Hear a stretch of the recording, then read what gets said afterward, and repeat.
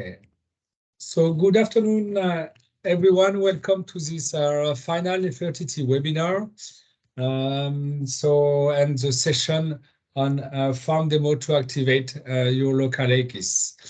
A short introduction on the project before to go deeper into the content of the session. So NEFERTITI was a 4-year project funded by Horizon 2020. Got an extension of 9 months because of the COVID crisis. It includes 32 partners from 17 countries, and it's coordinated by ACTA with a budget of 7 million euro. And NEFERTITI, together with PLED and AgriDemo, and then now with RPM Works, constitutes the farm demo cluster, so a cluster of our Horizon 2020 project working specifically on the demonstration topic. So NEFERTITI is composed of 10 thematic networks. So as you can see in the screen, 3 networks on animal production, 3 on arable crop, and 3 on horticulture, and the last one on farmer attractiveness to attract new generation into farming.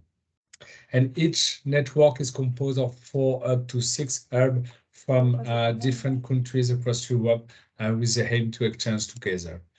The concept of the objective of the project was the following: through 3 demonstration campaigns, we network hubs and people. The objective was to foster innovation uptake, notably through knowledge exchange. We set up a platform to connect people. We had a monitoring and evaluation activity to improve, evaluate and improve our capacity and the capacity of the actor to demonstrate across Europe. We get a policy and stakeholder dialogue in order to increase the demonstration impact across Europe and dissemination and communication activities.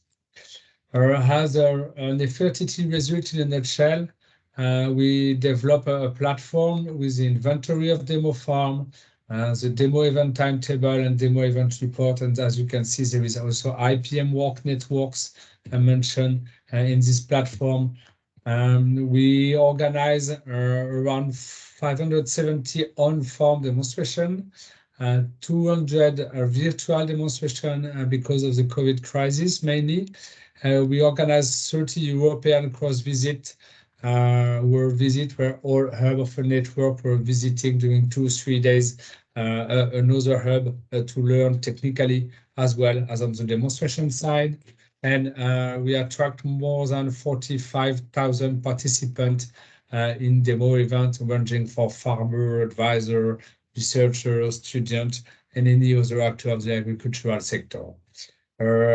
Together, also with PLED and AgriDemo, we produce a farm demo training kit, which is a full guideline to support you in organizing, evaluating on-farm and virtual demo events. The training kit is available in 23 European languages. We've got a really nice YouTube channel, quite successful with many videos, more than 1,500 subscribers and a lot of video views. And last but not least, we organize the policy and stakeholder dialogue with, let's say, the local AKIS, Agricultural Knowledge and Innovation System, with all actors of the agricultural sector, ranging for researcher to farmer, through private companies and so on, the EU regions, the European Commission, the ministries. And the topic of this webinar is related to this policy and stakeholder dialogue, how farm demo can activate the local AKIS. So the program of this session is the following. We will have first recommendation for AKIS by Cynthia Gianocavo from the University of Almeria, with testimony of Edwin Boichter, sorry for the pronunciation, from the Netherlands. We will have policy recommendation from Michel Hendricks from the Sutherland province, and a reflection by Aniko Juhas, with a Deputy State Secretary at the Ministry of Agriculture in Hungary and co-chair of the SCAR AKIS Strategic Working Group. And then some reflection on the strategies for self-sustainability of the network, presented by Luis Mirada Silva from the University of Lisbon, and a reflection also by Carmo Martins for the Horticulture Technology Center in Portugal. And we will try to spend as much time as possible on the Q&A session to answer all potential questions you will have. And last recommendation, so please use the chat for the question, raise your hand with the dedicated item, turn off or on your camera, and please cut your microphone if you are not speaking. So that's all from my introduction. I give the floor to Cynthia, who will present us a recommendation, recommendation for AKIS, also based on the Nephrtd experience. Cynthia, the floor is yours. Thank you very much. Apologies. For some reason, my camera does not work. I hope my microphone does. If someone can confirm that. Your camera works. Okay. We can see you and hear you. Oh, you can. I can't see myself, but that's fine. Right. I'll get to the point then. We've done a lot of work to come up with these recommendations in Work Package 5. So let me explain a little bit our process. I'm Cynthia Zanikova from the University of Almeria, but many other people were involved in this task: Herman, Ellen, Delphine, Laura, and Vanja. And we're looking at the process and sources of information that we use for the recommendations for these AKIS demo activities. And I want to make a point here that it was on commercial farms. All right, so that's really important. So we looked at, first of all, what we had done already in the project. There were lessons learned. There was a lengthy literature review. We looked at other relevant projects that are going on, that have happened before and that are concurrent. We also looked at various workshops we had during events during the life of the project. This was a good opportunity because there was a lot of people in one space and representing a lot of multi-actors. So we had various structured workshops. This wasn't something that we just asked people's opinion. We had a methodology and we had structured workshops at the final annual meeting and also at the Farm Demo Conference. And finally, quite important, a core part of this was we had specific Work Package 5 AKIS workshops in Belgium, the Netherlands, and in Spain. And again, with access to a lot of multi-actors in a very structured setting, going after the questions. So what's the background to this? Well, we still have traditional top-down models. These models have been institutionalized and internalized by a wide range of actors.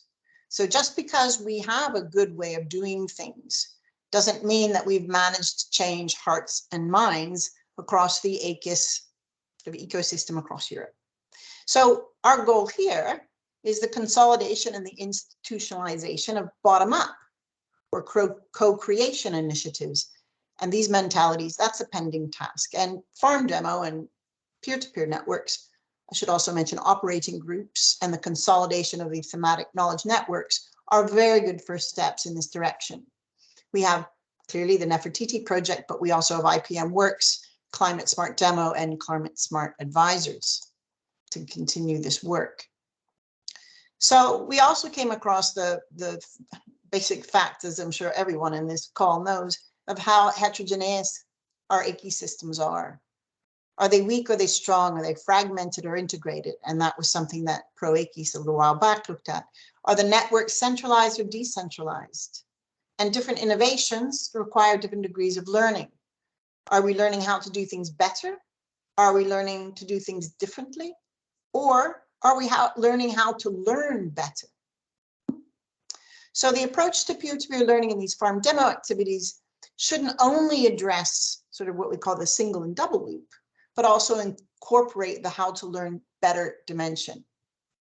But that takes us back to the way that we organize our AKIS has a direct influence on how we learn better and all of these three things. So for this deliverable that we created with lots and lots of information, and this is fine print, so it's just to give you a sense of the general categories, because we're looking at the operational environment. So, you know, what happens on the farm, how do we learn to do certain things better? We're also looking at the organizational environment, right? So how do we organize our knowledge systems? And then we have our policy and institutional environment, and you'll hear a bit more about that. But this is just sort of how we've organized things, but it's also really important to understand that these aren't discrete spheres. They have interrelationships between them all the time, and things operate at various levels in the same issue. And we'll see some of that as we go through the recommendations. Apologies for this presentation being rather text heavy, but out of the literally hundreds of pages of data that we've collected, we tried to sort of put it down, but also something you can read later at your convenience. Looking through all of the documents, literature, workshops, meetings, etc., and past demos that were reported on in other deliverables, we found some recurring issues in the AKIS environments and commercial farms. Trust, lack of trust, the governance of AKIS, disorganized, competing, knowledge systems, fragmented, very complex, conflicting, people don't know where to begin, lack of independent knowledge. We have the struggle between the economic focus and the recognition of non-economic values, sustainability. Are we doing things for sort of not immediately economic reasons?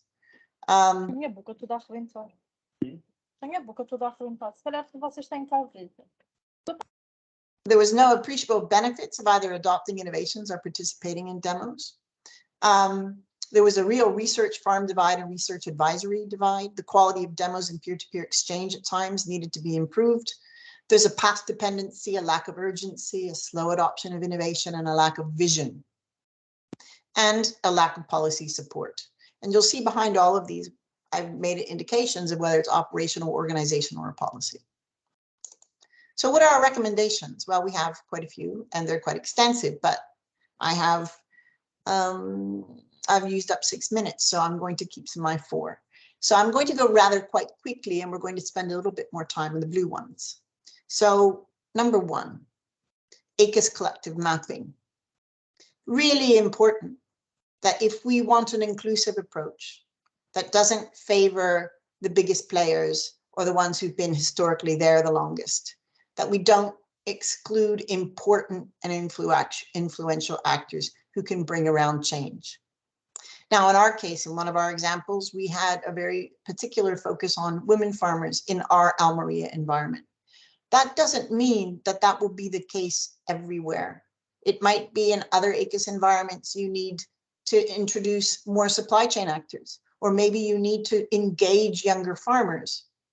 But the point is there has to be some sort of mapping, because it's really difficult to have effective and efficient AKIS governance systems, which we'll get to in the second recommendation, if you don't have a clear idea of which AKIS actors should be involved and at what level, and how can they play an effective role.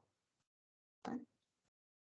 So it's true that prior initiatives like SCAR AKIS have mapped European national systems, but we haven't spent much time on regional and local ones.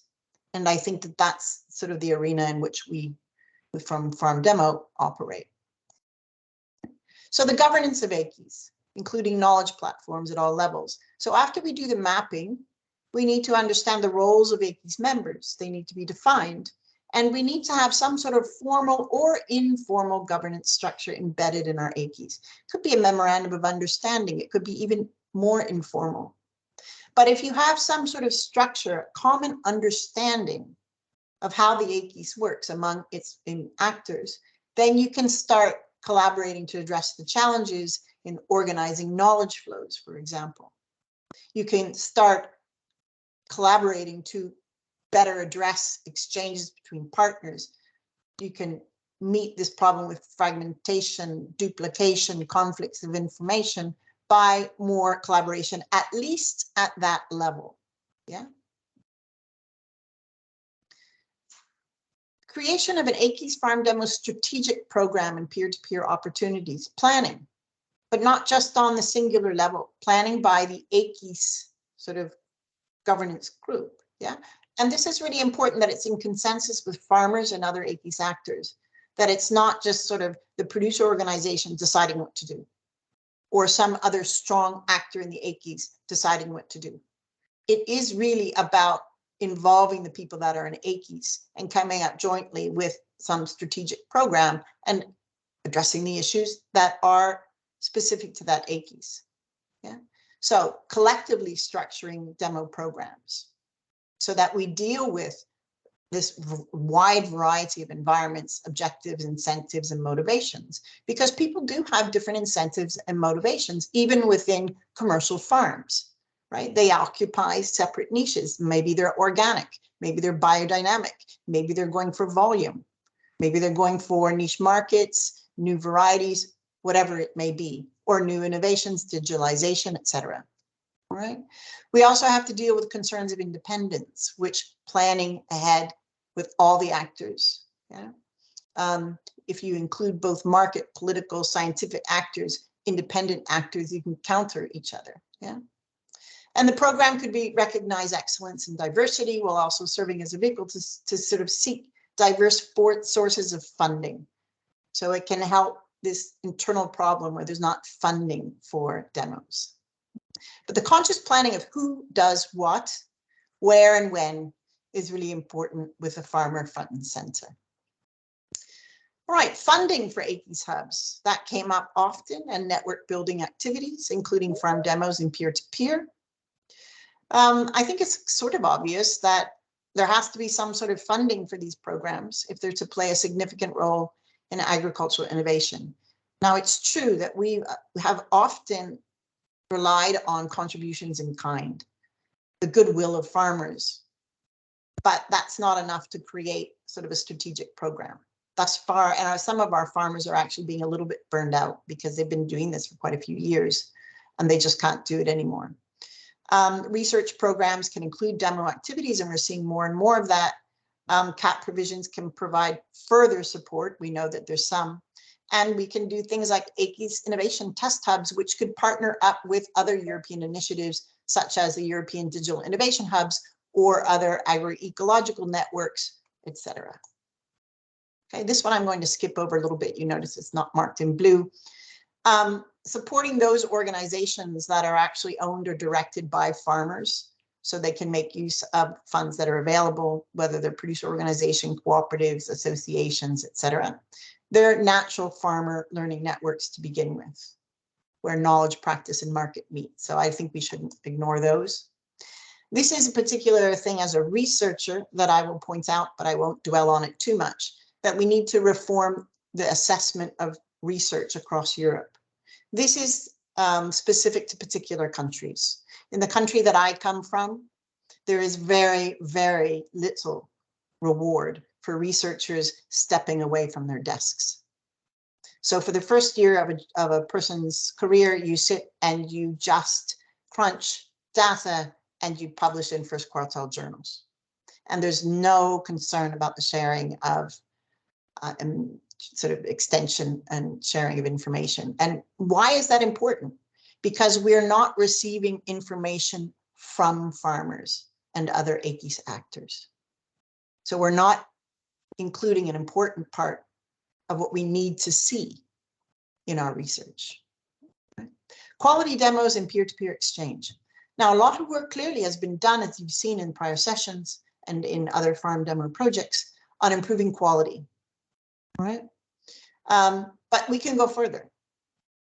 We have the tools. Maybe we should consider formal certification requirements of facilitators. We heard that earlier today from Laura. And the training of demo farmers and trainers would be really useful. There's some question whether it should be obligatory or voluntary. The first thing we need to think about is whether a certification program would be really useful. Okay, continuing education requirements. This is related to the quality of content that actors bring to the knowledge exchange, right? It also goes to other issues such as trust. Right? We need high quality information that are in these hubs and networks. In other professions, so I'm also a lawyer in a previous life, we had very, very strong professional or continuing professional development requirements. And you might wonder, well, why not farmers? Or why not people involved in farming activity, advisory services, etc. So this notion of lifelong learning and continuing professional development is an interesting recommendation that we saw popping up quite often. And it should include not just the sort of the technical skills. And I think we saw this in Nephrtd, where there was quite a bit of emphasis on, this is, very much down into the latest information on nitrates, when really we need to talk about pedagogy, soft skills, and other things. Okay. Economic assessments, cost benefit analysis, sustainability, and non-market impact assessment. We don't have time to go into that much, but I want to raise it because those things are important incentives for people to participate in peer-to-peer and farm demo activities. And it's really important too that we can involve actors that have market proximity, but also combine that with people who can verify those results. Okay, so the analysis is important, and that we use various our multi-actors to bring different benefits or different perspectives on assessment, right? So on number 10, multi-level demos, and by what I mean by that is, remember the circle that I showed you, is that we have interchange not only at the operational level, but we have interchanges between operational and organizational or policy or institutional, right? So we need to create that dialogue through demos across the layers, that we're not just talking to people in our own little circle. And finally, this proposal isn't sort of groundbreaking, the Farmer Researcher Nights, but the reason behind it, I think, is important. So this is just one example. We have European Researcher Night, and it's actually quite an amazing success across Europe. In the place that I live, we have thousands of people who come out to see what researchers do. What if we had thousands of people coming out to see what farmers and researchers do together, right? And the reason that we want to do that is we want to introduce and make visible the activity of farmers into the research agenda, but also to the general public. And that is my presentation. So I think I've almost kept in the 10 minutes. I think I went 1 minute over. And in light of that, then, I'd like to invite someone who can reflect on these recommendations, who's got a lot of experience. We've asked Hedwig, and forgive me if I mispronounce the name, Borichter, to give a first reflection on our recommendations. She's a knowledge broker of a task force on agricultural water management in the Netherlands. And she's strongly connected to the Dutch Farmers Association. She's also active in the improvement of knowledge exchange and organization of farm demos. So please, Hedwig, introduce yourself and share with us your thoughts. Be as critical as you like. Thank you very much. Well, thank you very much that I am in the opportunity to talk to you and to give some comments. You told us a lot, and I have read everything, and it was a lot. My name is Hedwig Borichter. As told, I'm a knowledge broker for the Task Force Agricultural Water Management in the Netherlands. It's a national program started in 2013 by the agricultural organizations and the waterships in the Netherlands. It's a public body in the Netherlands, apart from local, national, and regional administrations.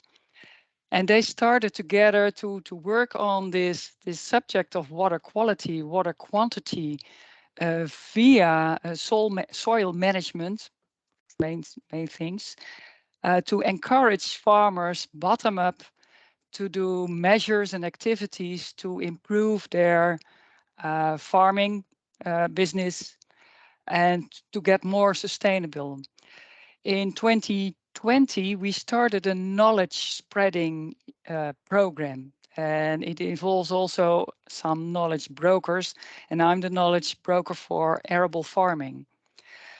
We do a lot of activities and projects, many concerning farm demos, on project-based, focusing on techniques or measurements. but also in dialogue sessions. You mentioned also the necessity to have dialogues between farmers and researchers, farmers and policymakers. So we have joint efforts together with, for example, Herman Schoorlemmer, who is also present for the Agricultural University, to start together a program we call the Farmer of the Future. And we developed a game, the game of the future. And this game is a measurement for supporting this dialogue sessions. So what we do with our task force is encourage excursions to go to the farm of the future, but also to improve excursions from researchers and policymakers go to commercial and practical farmers.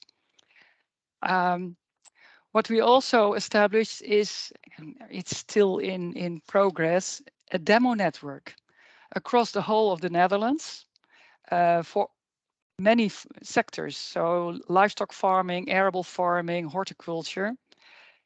Practical farmers who are willing to have visitors from advisors, colleagues, researchers, policymakers, all kinds of people. These farmers are inspiring their neighborhoods, their region. It's all the task force is mainly focusing on regional aspects. The Netherlands is a small country, but it's cultural, and in soil it's very diverse. So that is what I do. I shall tell you that 2.5 years ago, when I started this job, before I was the director of the Skylark Foundation for Sustainable Arable Farming, so I knew many stakeholders in the AKIS. But 2.5 years ago, I never heard of the term AKIS. I was working with it, but I didn't know it. And now I'm very aware of what you call and we call AKIS. And it's a privilege that I have a role as a kind of oil man to improve this AKIS system, but always with the farmer is the central point. All research in the Netherlands, all advisors, they couldn't exist without the farmers. So the farmer should be in central, and that is also what you said. What I recognize very strongly is you talked about trust. Well, I don't know whether you know it, but in the Netherlands, there is a big issue going on, like for the agriculture system. Farmers do not trust policymakers anymore. It's a big issue because that means that whatever we want to do with our task force, we have a social issue, namely trust. We think we are a helping program, but do they want to get help? So that is a very important issue. So bottom up, talking with farmers, listen to what is concerning them, what they need to make this transition into a sustainable farm, gaining money. Also, costs, economics is so very important. That should also, what kind of farm demo you organize, you should always be aware that the economics of the farmer is his starting point. So we need long-term vision, bottom-up approach. In this AKIS mapping, we are focusing not only on the front runners, but the mainstream farmers. What I heard new from you is the involvement of the agricultural cooperatives or the associations. I'm now more aware that this is also a group of people or business we should more involve in this ecosystem. What we started last year, and I'm very glad we did that in the arable farming system in the Netherlands, is what we call a knowledge deal. And it's a knowledge deal between education, research, entrepreneurship. But we should also involve the supply chain. That is, I immediately made an appointment for next week to discuss that with my partners and stakeholders in the knowledge deal. We should do something with that. And we should also in the development of this demo network we are now developing, all these stakeholders as a joint effort. It should not only be my work, but we should do it in a joint effort. What I also heard new is certification requirements for these farm demos. My experience as a director of Skylark Foundation in certification, it's very complicated. So not too much effort in that. Very new was the Farmer Researchers Night. Well, we'll talk about it. Never heard of it in the Netherlands. We have something we call come in the kast, come in our greenhouse. Maybe it's something like that. What I did miss in the Nephertiti approach, maybe miss is not the word, but the farm to fork strategy, I never see something that is connecting to that, because that is now mainstream. That is where the funding is coming from. So the farm to fork strategy, well, should be involved in the Nefertiti framework. What I also miss is, and we had a discussion also in Brussels. I remember I was invited in May to go to your Brussels conference, and I heard it say to you, pay the farmers. What we do with our program is the farmers who are organizing these demos, and they do it because we ask them.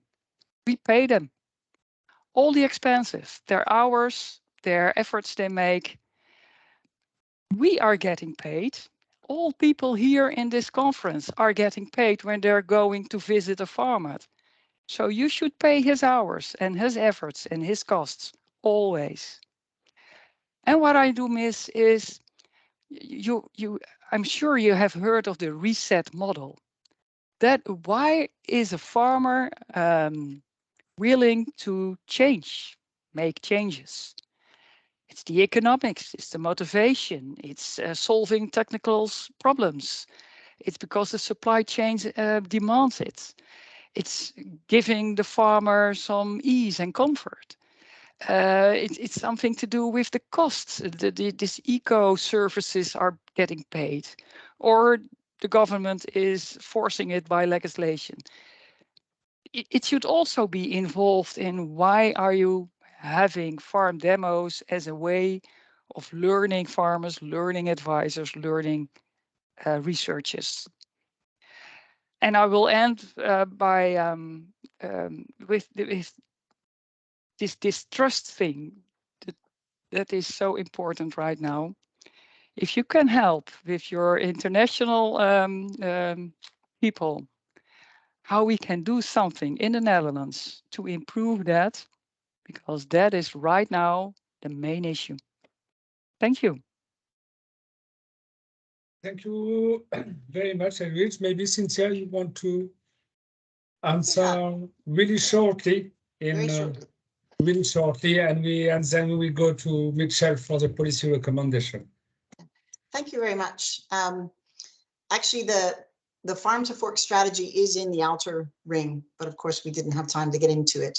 But that fits in where you have a strategic plan of that AKIS, because the idea is that you plan your strategy so that it's in coherence with all those different rings.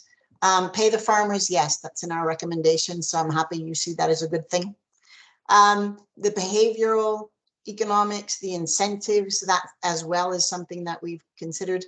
And as far as the certification, I've been talking to quite a few people, and I saw your hesitation, and I know that many other people have had that hesitation, but I can't just put my personal opinion. It has to be what we found in our study.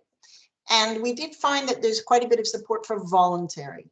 And what that means is that basically you would be an expert in this, you would have some sort of cert, but it wouldn't be you must do it.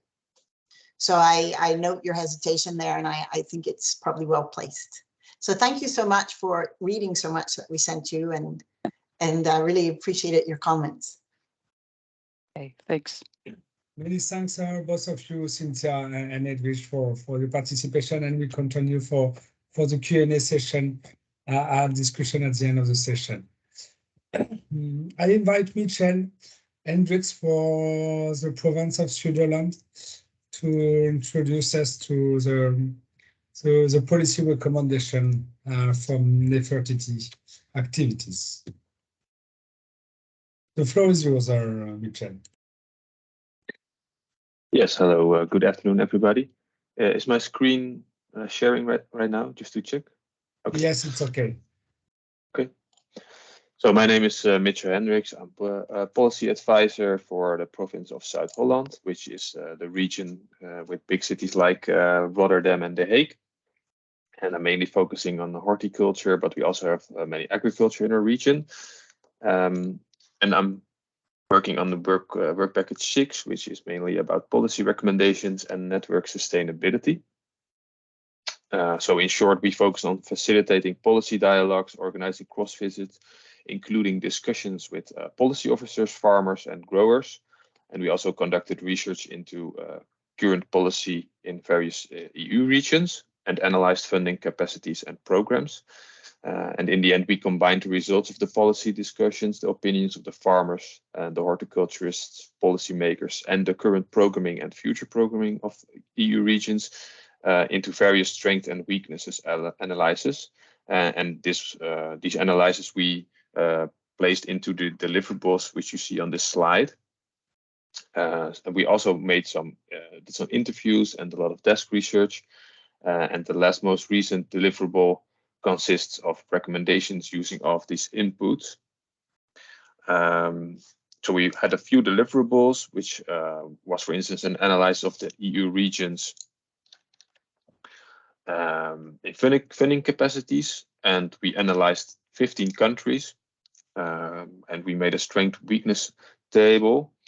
We see some opposing views. Some policymakers said that there are plenty of actors in the AKIS systems, while others are saying that the AKIS system is quite fragmented. And also we saw a combination between lack of financial support combined with training about how to host a demonstration farm and perception of importance of demonstration and how farmers can benefit from the demonstration. So this is a little bit the same as Cynthia just said. Farmers are lacking the information about what is the beneficial for them, and also the financial support is a little bit less, so they don't want to step out and be a demo farm. So we suggest, amongst others, better integration of the pros of being a demo farm and increase the focus on peer-to-peer learning and knowledge exchange, and also explore good practices in different states and regions, because in some regions we saw specific programs for demo farms and others don't have these kind of programs. So the play field in Europe is not equal, which won't result in a working network across Europe if the play field is not the same. So as work package 6, we organized a few meetings in different regions. For instance, at the first picture, you see the meeting in the horticulture region, West Holland, which is in our province. And we organized also a field trip to some farmers. We organized also a study visit in Chiesa in Italy. And we had a study visit to the American Farm School of Thessaloniki, which we combined together with the Area of Conference, which is another European network for forestry, agriculture, and horticulture. And always after these events, we did the same thing as mentioned in the Farm Demo Kit before.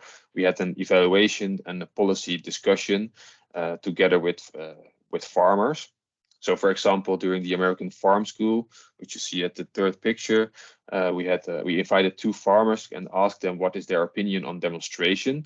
And they said that they would like to visit farmers in other regions, broad Europe, instead of mainly discussing their problems with their regional neighbors. Because they said you find solutions for problems by sharing knowledge and speaking with the same farmers in your region. They mainly have the same problems and the same knowledge. For instance, they said that they have experience on harvesting in the Mediterranean climate, but lack knowledge of good water efficiency, which is, for instance, some expertise in the Netherlands or Germany. So we found out that their needs were exactly what Nephrtd is about, but they didn't know about the Nephrtd network at that moment. So we explained the vision of Nephrtd, and we found lots of similarities in the ask and demand. And we also noticed in deliverable 6.2 and 6.3 that we have 3 types of farms. So we did spend the visits at 3 different types of demo farms. For instance, there is a private commercial farm which can operate as a demonstration site, but there also is a public-owned farm that have an intrinsic role of demonstration. But we also have a 3rd type of farm, which is which we called experimental farms, which is it looks like a little bit of a field lab construction where private and public bodies come together for research-oriented targets. And the difference between these farms is crucial, because at private commercial farms and public demo farms, farmers and growers invite other farmers and growers on their location.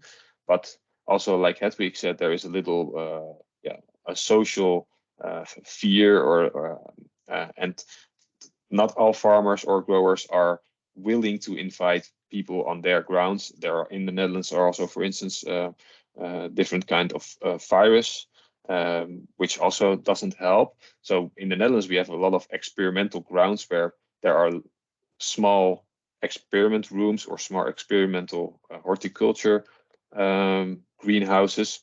And this helps also to share knowledge instead of holding instead that farmers don't want to invite other farmers at their grounds, they can use an experimental field lab to share their knowledge.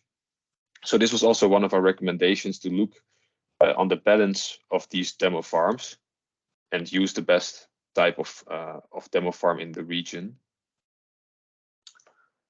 And for deliverable 6.4 is a deliverable which is about the policy recommendations. We made some key recommendations using all the knowledge that we've gathered. And the key recommendations are grouped under 3 identified challenges. One of them is assure appropriate funding to demo farms. So demonstrations and excursions at the farm level, peer-to-peer learning, are being seen by farmers as the most effective way of knowledge transfer. But this is not always supported with the necessary funding and training tools. Also, the farmers are not getting paid, which also is just discussed by Cynthia and Hedwig. So public authorities, research and innovation funding bodies, and other relevant AKIS actors should implement specifically targeted funding to assure that demo farms are properly supported and valorized. And in these new funding instruments, particular attention should be reserved to the close to market technology readiness levels, so TRL level 7 or higher, which have the highest potential for actual improvements in farming practices. Because if the TRL level is high, then the farmer can really use the knowledge and the instruments and the innovation that is demonstrated in his farm directly. Another key recommendation is the networking, to strengthen the networking of the demo farms in the AKIS, so support a sustainable network of demo farms using the existing AKIS network. Based on the information collected from different country analyses, networking activities are considered a positive contributor to the functioning of demo farms in the AKIS, and possibly influencing future funding streams devoted to such activities. So the level of the networking is strictly related to the activism and vitality of AKIS actors. And in the EU, several networking activities are in place in countries and regions, with adoption of different models of demonstration actions. Efforts are still necessary to support the alignment of demo farm equality standards at EU level, and the creation of a broad European repository of competences and demo facilities that can provide guidance and identify strategic priorities. And last but not least, another key recommendation is find the balance between the private and the public demo farms, because as reported a few times in our Nephrtd project, there are different kinds of farms. And in Nephrtd, we propose that they can be defined in these three macro groups, the private, public, and experimental farms. And they all have a different kind of role in knowledge transfer, because, for instance, an experimental farm can be used for lower TRL levels, and as for instance, a public or a private demo farm can be really helpful to show TRL level 7 to 9, like how it really worked in at the farm location. So we just outlined a simple statements about the expected benefits of adopting the recommendations. And I would now like to give the floor to Anniko Juhas. She is a Deputy State Secretariat of the Agricultural Economic of Hungary and co-chair of SCAR AKIS. Thank you very much. Very good afternoon, everybody. Can you hear me? Yes, perfectly. Okay, great, thank you. I tried to listen to the whole workshop. Wow, that's a lovely dog. Okay, I think it's very important that from the AKIS and the policy point of view, all the recommendations could be also useful, because in the previous section we heard a lot about how these recommendations are useful for farmers and for the organizers, but as you mentioned in your presentation now, it's also quite important to highlight how is it important on policy level. I can fully agree that the level of the policy level, so whether it's local, regional, or national, or EU, is good to have all of them. Maybe how you formulate the recommendation can be different between according to the level, but the core of it, I think, is important to have the message in all levels. Also, in the previous section, and here we could hear about the importance of financing, whether the financing is knowledge itself or actual contribution from one of national or EU funds. I think that's an important question, and I also agree and support that sometimes fully financing something is not the best solution, because as we heard in the previous section, it's important that the knowledge the farmer receives is an incentive, which is possibly even more engaging than just giving per hour financial support. So I think how you finance and how you involve different kind of incentives beside or instead of direct financing of an event, I think that's a very important policy point, and it's an important point where you have to make a decision and to make an informed and discussed decision on each level. And I think most probably it's where there is not one good solution. So it's good to have a policy recommendation which makes you think about which way to choose, or even to choose between different type of events or different type of different part of the program. So I think that's something which I'm taking home, and I would like to stress that for other policymakers to think it over. Maybe it's pointing outside, or it's a little bit maybe it's not you who can answer it, but listening to you, what came up to my mind is that it's very nice to look through demonstration activities in the Nephrtd project, and looking at the national and EU level. and define what is demonstration, how universities, how farmers can take part, and so on.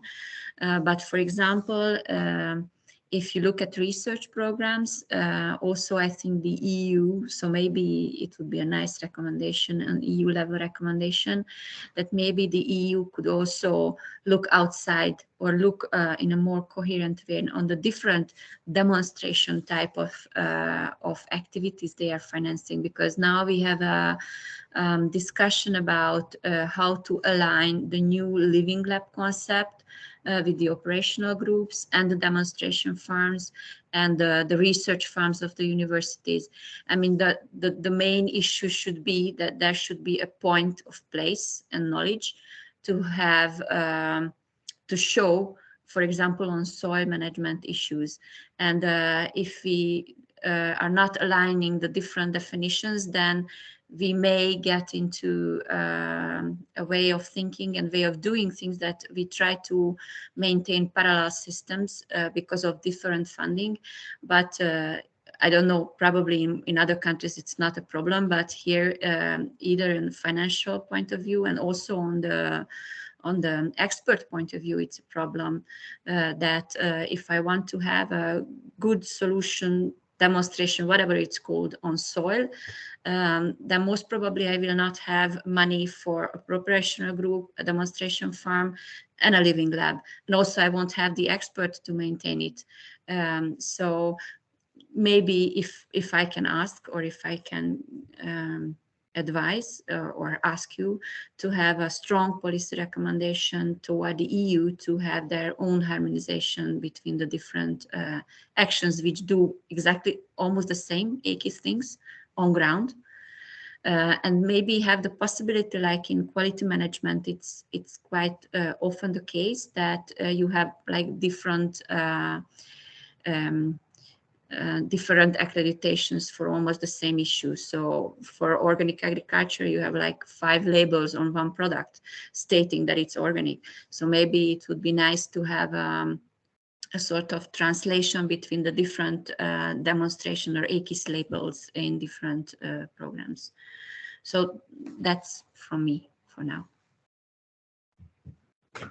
Many thanks, Nico, for this reflection.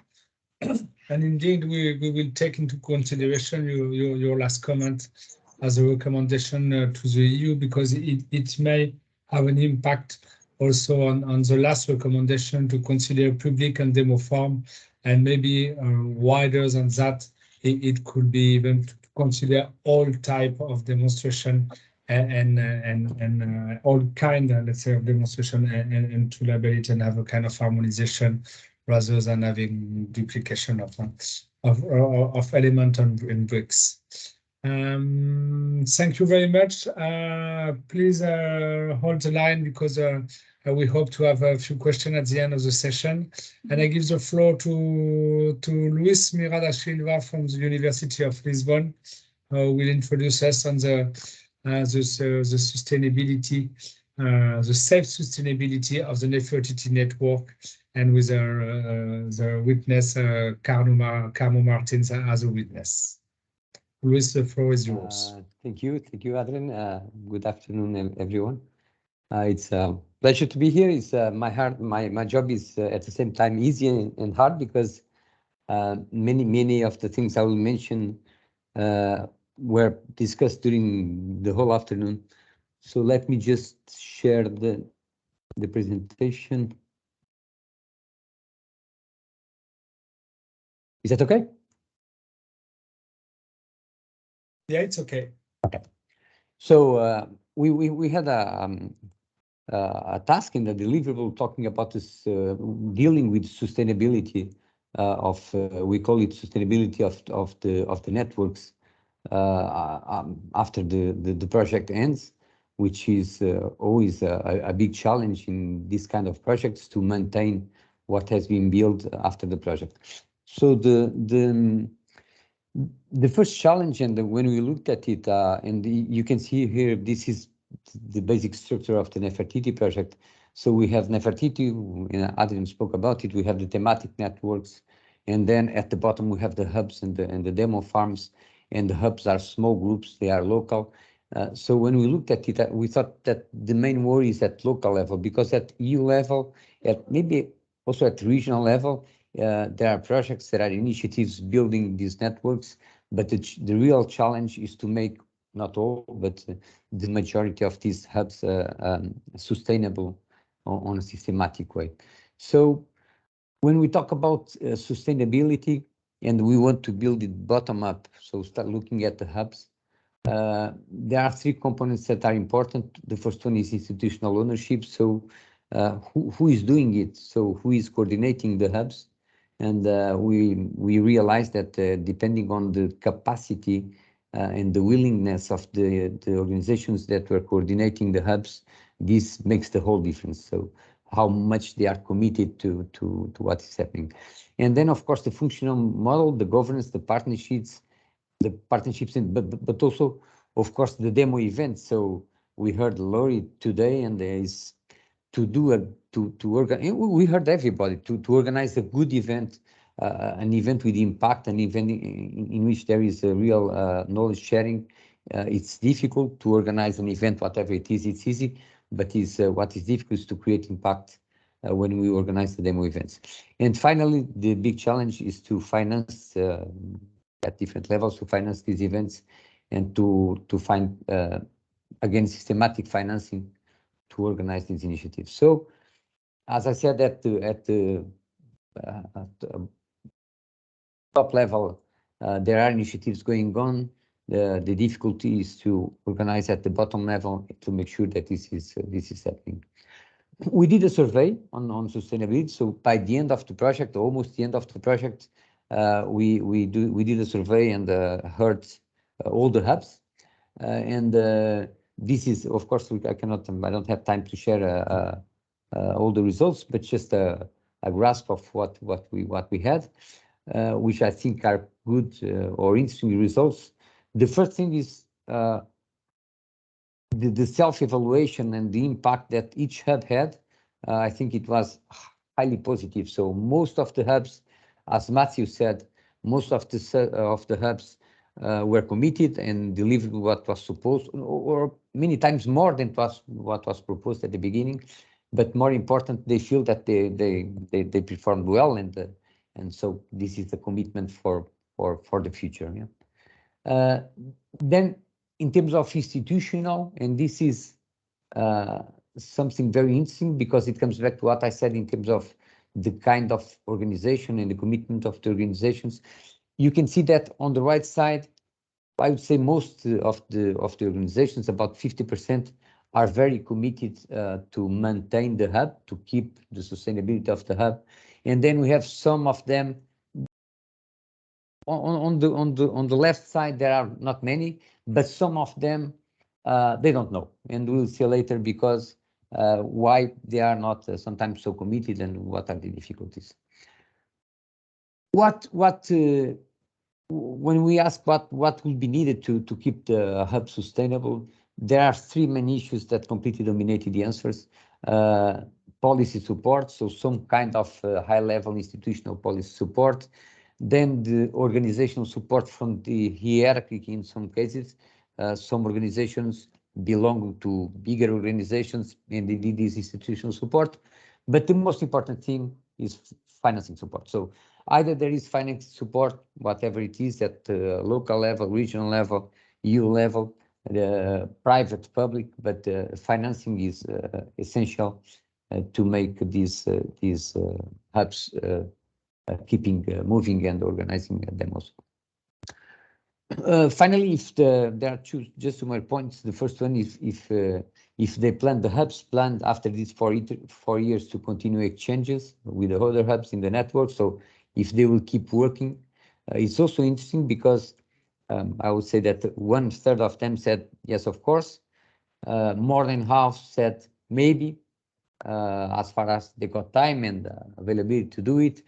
But if you look at financing now, or what as I said, is one of the issues that has been raised, and this is possibly one of the main limitations, because by the end of the project, what we see is that about 1/3 of the hubs, 1/3, a little more of the hubs, if you look at it together, 1/3 or more of the hubs already have at the end of the project assured financing to keep going with the activities, to keep on with demonstration, but many of them still have not achieved this. And this is of course related to innovation projects, but also related to the delay that has happened in the common agricultural policy, because as we know, most countries will have specific programs to support demonstration at the national level. So the final question, do you think it will be possible to maintain your hub after the end of the NEFERTITI project? That was the key question. And it is also, I think, a good perspective. So about, again, 1/3, maybe more said, yes, for sure, yes, possibly. But half or a bit more than half said, I'm not sure. And I'm not sure meaning yes, if they get funding. So the issue and the challenge here is to get funding to continue the activities. So the main conclusions of the survey: first, very high level of achievement of the hubs, matured in successful hubs in the end. So the hubs, most of them started doing Nephrtd, and in the end you see matured hubs knowing what they're doing, organizing activities with impact. So I think this was a good, an important achievement of the project. Good prospects, as I saw, of maintaining the hubs. A big willingness to maintain this international networking. It was very interesting and very successful. We organized international cross visits, and this was like a big hit of the project, because most hubs and the demo farmers that participated in international visits, they were really willing to continue this international exchange. And then again, what is the uncertainties or the difficulties is the institutional support, the policy support, and come back to the financial support.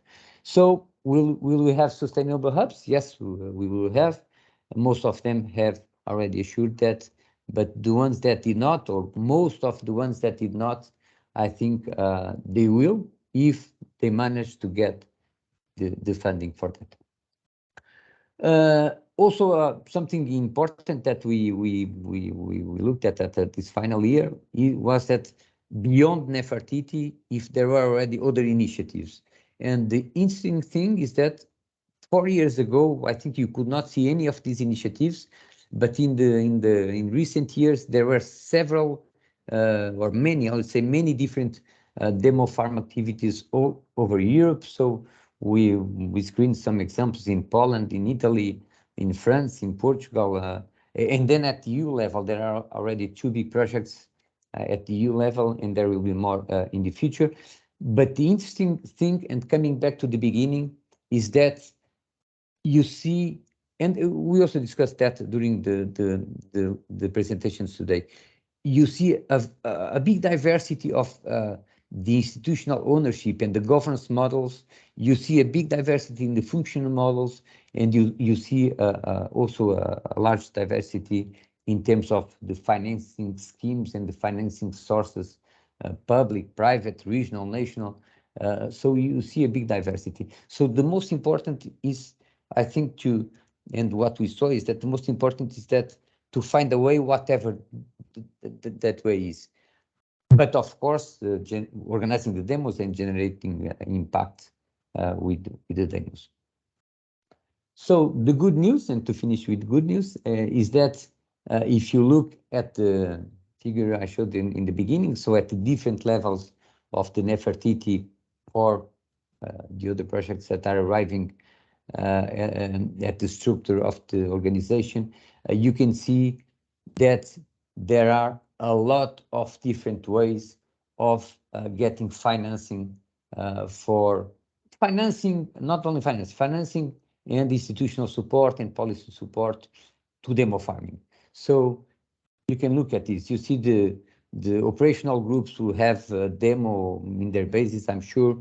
The national AKIS, it was said in the last presentation or the last comment, national AKIS, I think most people that work in innovation in the sector know what it is and understand the nature of the multi-actor approach. You see funding in the CAP policy. You see the thematic networks, you see funding at innovation projects at EU level. So the good news is that this is happening. The knowledge is there. There are organizations that are becoming a lot more experienced with demo. And I think this is a road that won't stop and will improve even further. So my last and optimistic point is that I think yes, and the message we got from Nephrtd project and is that yes, our hubs, most of them will somehow continue the pathway that they have developed along the project. And yes, more importantly, there will be a sustainable EU farm demo network in Europe because of the reasons I mentioned, because there will be institutional support and because there will be financing for it. Just my last message before passing it to Carmo is that, and she knows about it because she has been doing it or some kind of demo for a long time. There are demos with impact, with less impact, and with more impact. So if we use the tools, if you organize demos as they should be organized, if you use the methodologies, and if we develop and share good practices, I think it's not only important to make sure that the demos are there. The most important is to make sure that they have impact. So they work as a way to improve knowledge sharing between farmers and they promote innovation in agriculture in Europe. So now I'll pass it to Carmo. Carmo is a good friend of mine, and she's the director, if I can call it like that, of a technology horticultural center in Portugal. And as I said, they have been growing and organizing a lot of initiatives with farmers. So I think she has a good experience, and I thank her for being here today. Carmo. You have to unmute yourself. Sorry. First of all, thank you very much for the invitation and to be the opportunity to be here and share a little bit what we are done. And for us is very important because, as the professor say, we are an interface facer. We have already 20 years in the field, so we have many experience in doing this kind of days of demos. For us, is very important to continue to do that because for us, for our experience, is the most effective way to transfer knowledge for the producers is doing with the producers. So it's very important to have this kind of methodology. As professors say, we have since the last 20 years we have doing several initiatives that we first call for field days, but today is more demo farms because they are evolved. Because and the first these days were more like the investigation, the research to say what they do and show what they do. But now is not that, because now because the producers organizations are more involved in the innovation projects, all this kind of demo is done in farms, in the farms. So the agriculture are very involved, and they share the results, and they have a big important rule to do what is good, what is not so good, and this is very important for help to share the results and incorporate the results in other farms and with the other producers. So this is very important. What we do to have financial support to do that? Well, we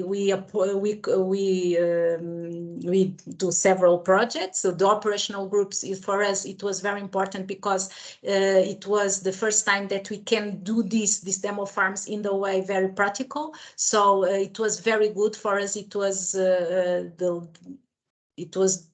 a very good experience, and this kind of experience for us give us the opportunity to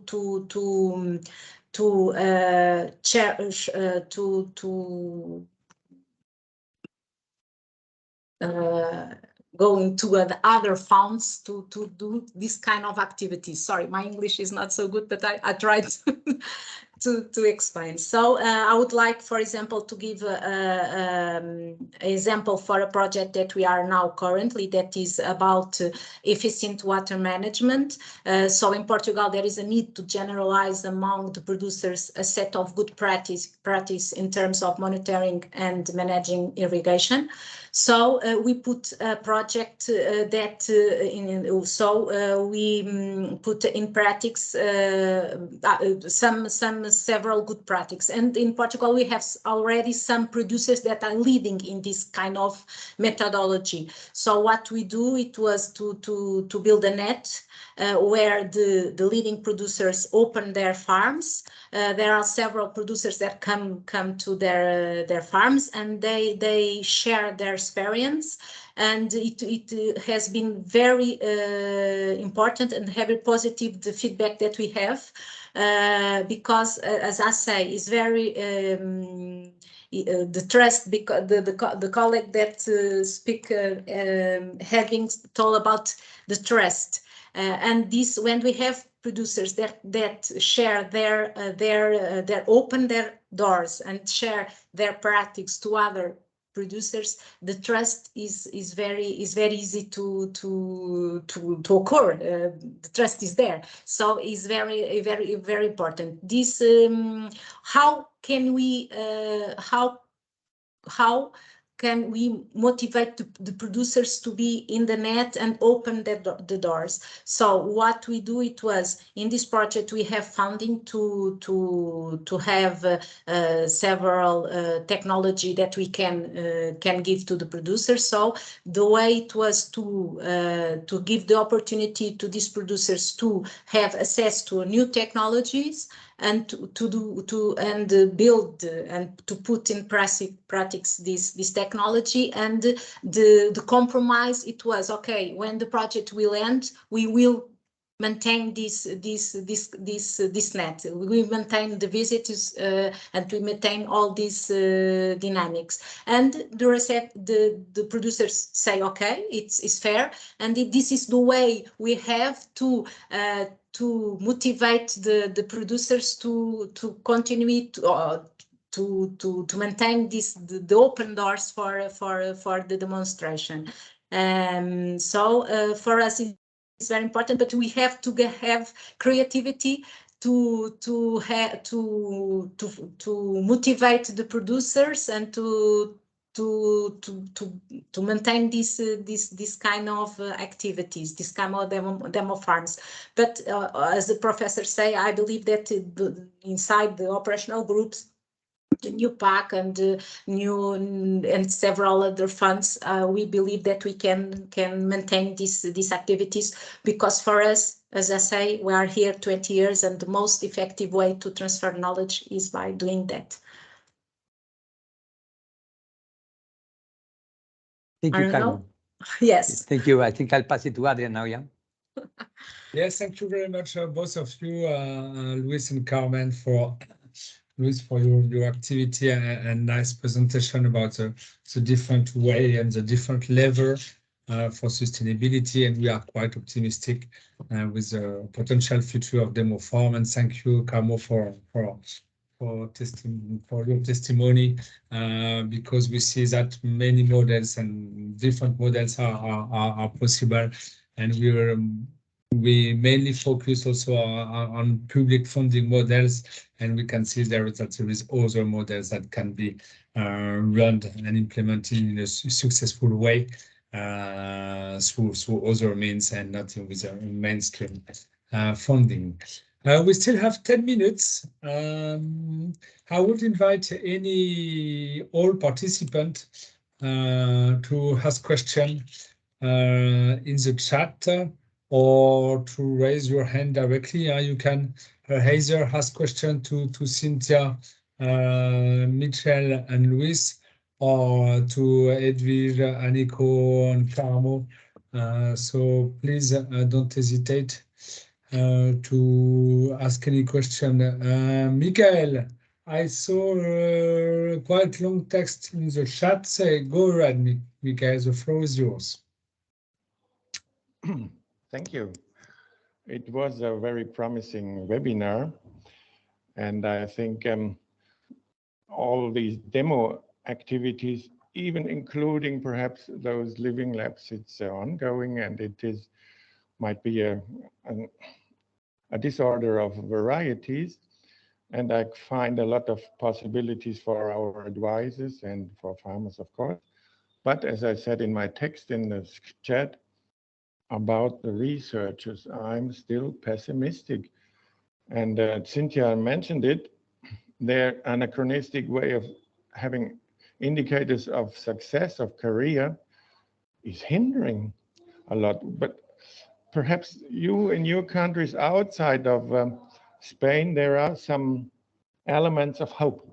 Please tell us more about hope for researchers to be able to participate in this multi-actor approach without being hindered in their career. Cynthia, Luis and Cynthia. Cynthia was first. Okay, Cynthia. Thanks, Michael. We've had discussions about this before. I didn't mean to suggest that it is a hopeless situation, because clearly there are researchers who decide that it is interesting enough and they're dedicated enough. And some of us researchers actually believe idealistically in helping make the place a better world. So researchers do it. What they do is they just have to comply with the academic requirements on one side and lead sort of a double life. Or if they're very, very, very clever, they can get enough results that they can publish in Q1 journals, and at the same time they can do action research. But I don't know that it's just Spain. I think that there's an approach. I mean, Q1 journals don't just come from Europe. They come from all over the place. And it really depends on whether or not the extension services have been restructured. I mean, this whole golden triangle, this whole extension services have been dismantled in certain regions and in others not. And it depends precisely on the institutions, the institutional ring that we were talking about earlier, whether or not there's sort of an enabling, healthy environment for these kinds of interactions to take place.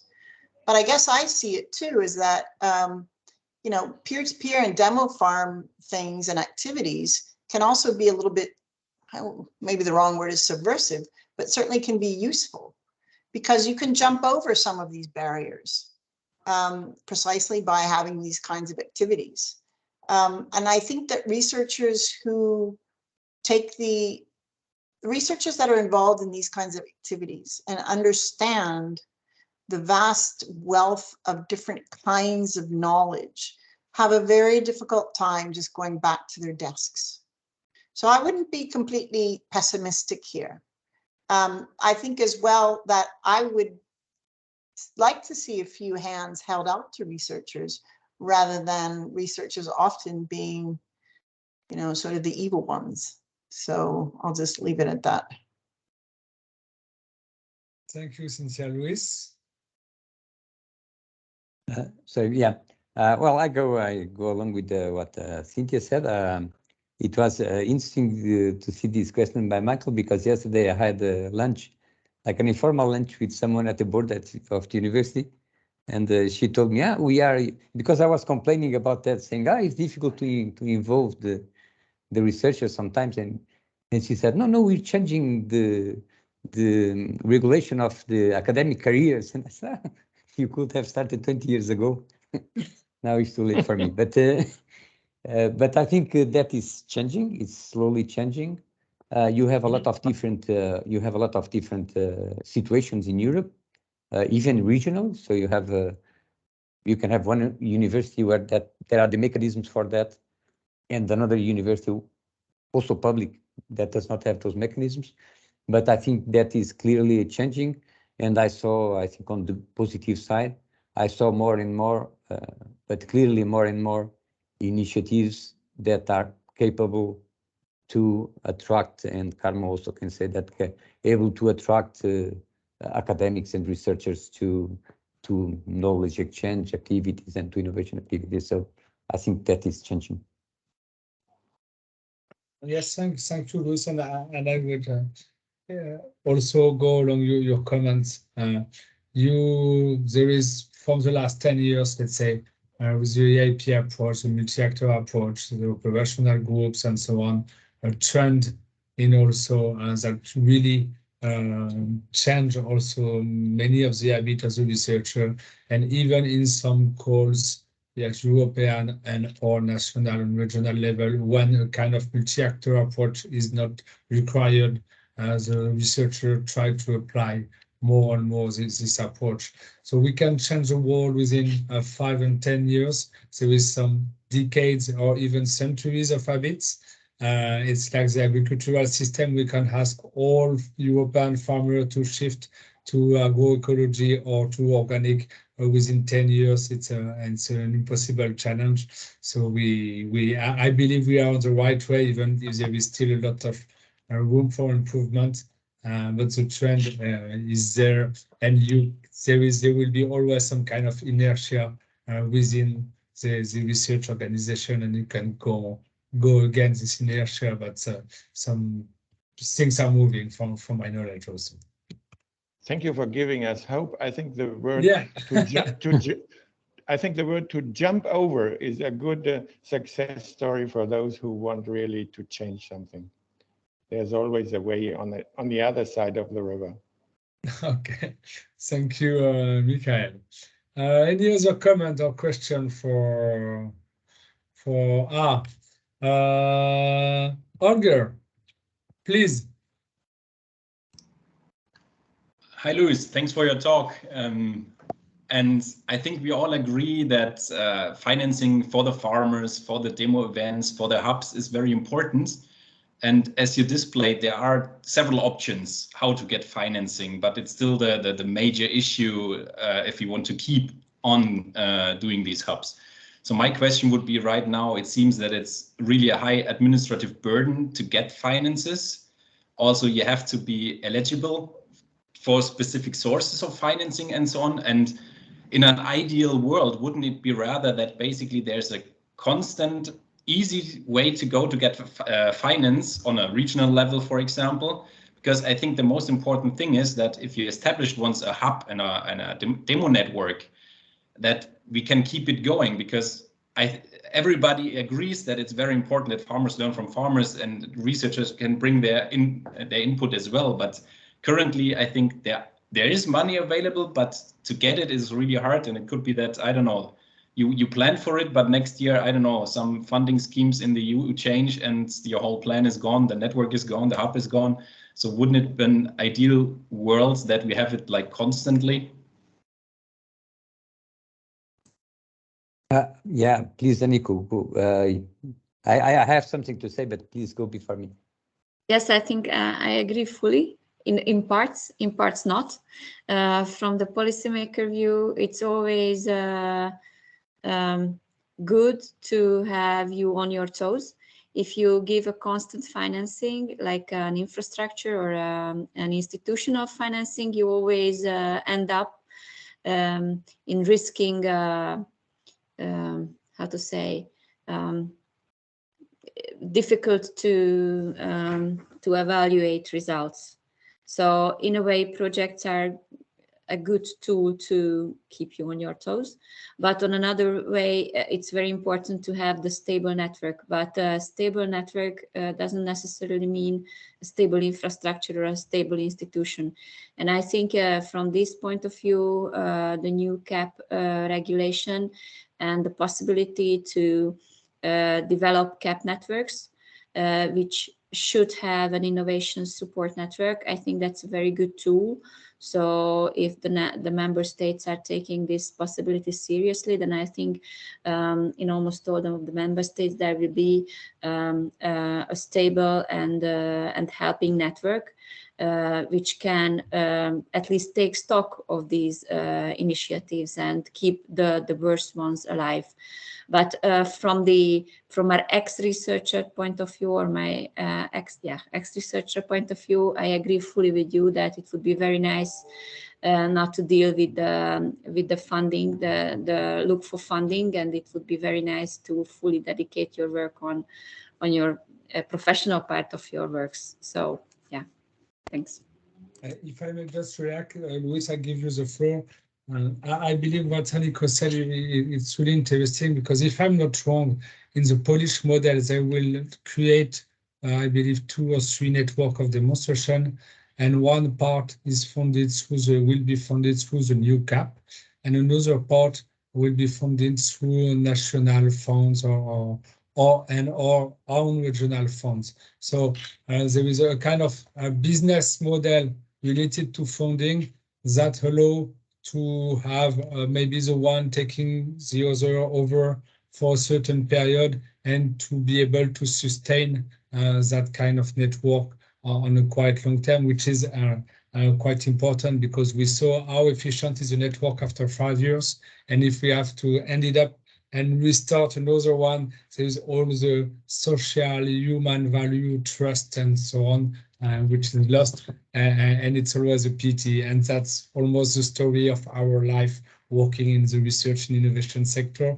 So that's why we straight from the beginning try to think about this self-sustainability model without having a success rate of 100%, but at least to incentivize the reflection and the willingness to go for the self-sustainability, and self-sustainability means finding ways also of funding. Luis and Cynthia. Just 2 points. The first one is I'm on a optimistic mood today. The first one is we in Portugal we had this a project that was financed by a private foundation. So we convinced them to organize a program to support 5 one-year demo projects with 100,000 euros each. So 5 organizations in different sectors developed 5 projects. They are still developing at the end of this year, 5 projects, and that was a lump sum. So they gave the 100,000, and they only had to commit with indicators and to results. And in the end, there will be an evaluation to see if they, of course, there is then a part of the financing that will only be giving in the end if they commit or not commit to the results, and some monitoring. But I think this is the way to go in demo, in innovation, is to look at results, look at impact, and not look where people spend money and how many hours they spend doing this or that. So the good news also is that for the first time ever, at least to my knowledge, for the first time ever, we will have European projects also with lump sums, so with the same kind of financing model. And I was also involved in Portugal. I imagine this is also discussions that are being held in other countries in Europe. I was also involved in Portugal at the Ministry of Agriculture on discussion to how to take the bureaucracy and the burden, administrative burden, out of the operational groups, at least, to again work with lump sums, look at results, and reduce all the bureaucracy. So I think again, it's changing on the good way. It will take time to change, but I think we are again on a good track. So there are reasons for hope. Same trend in France on the lump sum and reducing the administrative burden in some regions with operational groups to incentivize their creation and their proper implementation. Yeah, just a small note. This is very important to involve farmers, because farmers do not have project offices to do all the administrative work. So if you want to involve smaller structures and farmers, you have to have some easy way to finance their work. Yeah. Absolutely. Cynthia, a short reaction, and Michael maybe also, and then we go for the closing words. Thank you. You notice how Adrian always tells me it has to be a short one, because of my tendency to speak. Okay, so I agree with Luis. That's actually a funding system, for example, that I'm familiar with in Canada that works very well based on results. So given that, I think that we also shouldn't, speaking of results, we shouldn't discount the institutions that already exist across Europe, not all of Europe, but a lot of Europe, which is cooperatives. and producer organizations, which represents over 50% of the production in Europe. And I realize that in certain countries, it's not particularly popular, but in other countries, it's the bedrock of agricultural organization. And they have a lot of funds that they can use for education. And if they see that demo programs give results, they will support it. They will support it with their money. And in our case, for example, we have Nephrtd researchers now who worked in the university, now working at those institutions and carrying forward their demo programs. So there is funding in a lot of institutions. We just have to convince them that it's worth spending. So I agree with you, Luis, it's results. Michael, last comment? Yes, thank you very much for this webinar. I think it was again promising. And as actually I'm working in Madagascar, speaking to you across half of the world, it is nevertheless, we all should know that we are living very close to paradise, very close to paradise. And there's a state and a super state as EU working very good compared with the rest of the world. And in the same moment, I discover with the Africans now, they have to look for other possibilities, and I think we also can learn from them. They have to look for a variety of different funding possibilities within the civil society and even private. And looking to us and looking to Nephrtd, I think we are focusing very much on this public funding. And I think that's not enough. We should go also to other types of funding. Okay, thank you very much, Michael. May I ask the 6 speakers, or 3 speakers and 3 witnesses to turn on the camera, and I will do the same exercise. Starting from Cynthia, Edwige, Michel, Aniko, Luis, and Carmo.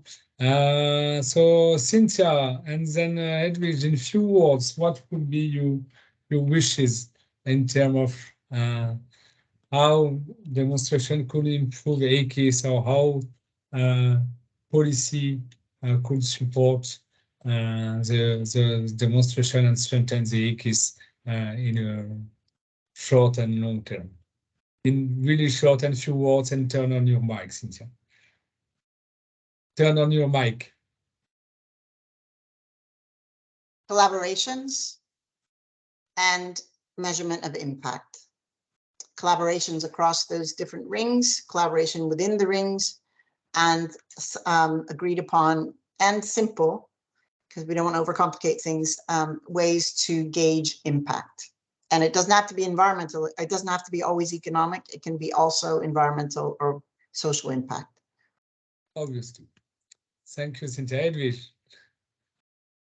A long-term strategy and vision on food production for the future, the coming 20 years. Thank you. And farm demos are part of that.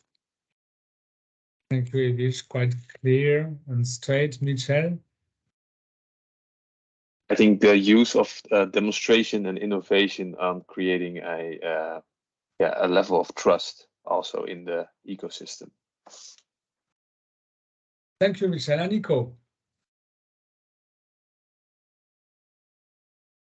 Like, maybe it's not that positive than Luis, but I would wish for only creating a new strategy or a new institution or a new whatever if we closed one. So if we create something which looks or smells or tastes very similar to what we already have, then we cannot finish what we already started. So the opposite about new strategies, I would keep a few years without new strategies and new instruments, just to get used to the ones which we already have. Thank you, Aniko.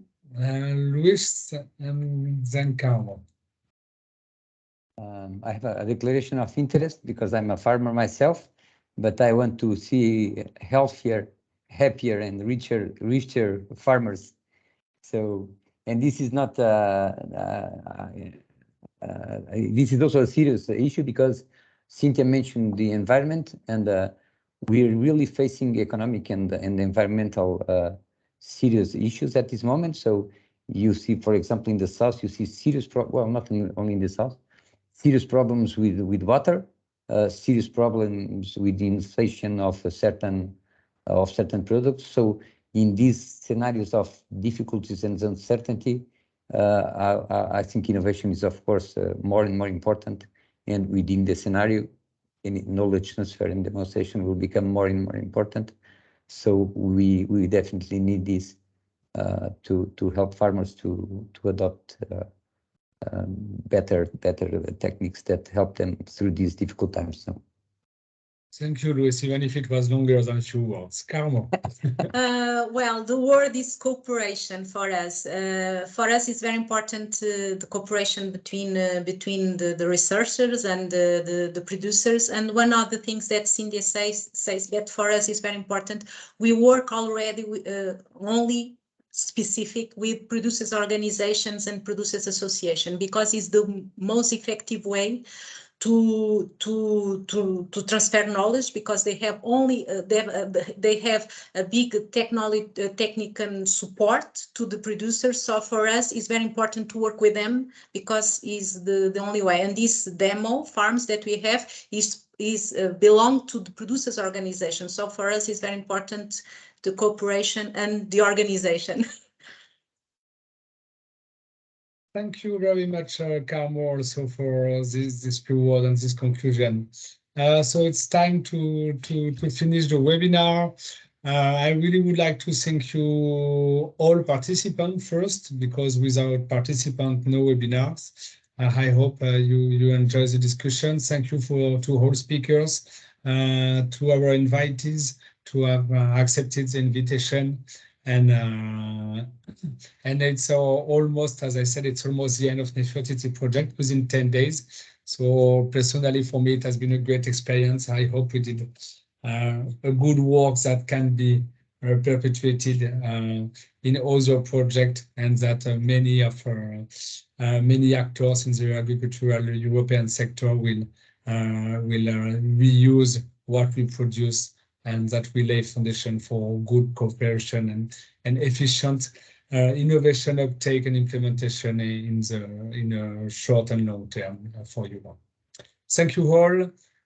Hope to see you soon, and have a nice evening. Bye-bye. Bye-bye.